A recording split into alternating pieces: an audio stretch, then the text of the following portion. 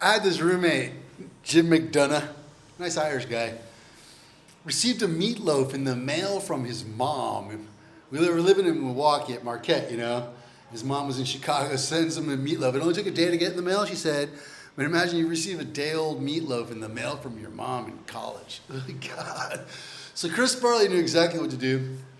He took that meatloaf and he went to this other guy's room in the dorms and he stuck it underneath the guy's bureau, his dresser, this guy named Gabe. And it was so funny to watch this guy Gabe in the days after.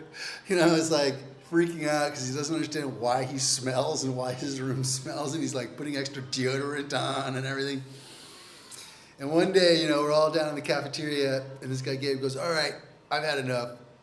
It's like a couple weeks, actually, you know, a couple weeks have gone by. He goes, "I've had enough. Everybody's got to come up to my room and help me find what has died in there, or what is wrong, you know." And we're like, "Oh, no." And so we all go up to this guy's room, like on the 8th floor, you know, no, the 9th floor.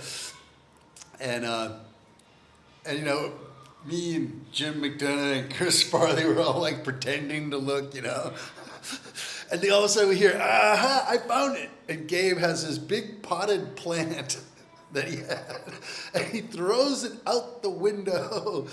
9 stories down, you know, and he's going around, "That's great, I got rid of that thing." And he's spraying the Lysol. Oh man, you know. Well, finally one night, not too long after that, I was in the theater, the library working that night or something, and I came back and I got to the elevator on the first floor, and I got on the elevator, and I lived on the 7th floor, and I get on the elevator and I'm like, something's not right. And the elevator starts getting closer to the 7th floor, like ground zero, dude. And I'm like, "Oh, that is nasty. What is that smell?" You know, and I walk out of the elevator and I go, all the doors in the hallway are closed except for mine. And I go there and I peek in the door, and there's my roommate in his underwear, Jim McDonough. And he looks up to me and he goes, "The meatloaf has broken."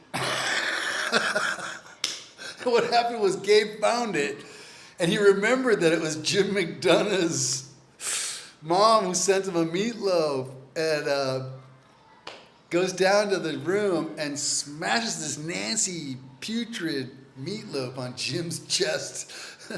Oh man, all because of Chris Farley. Oh.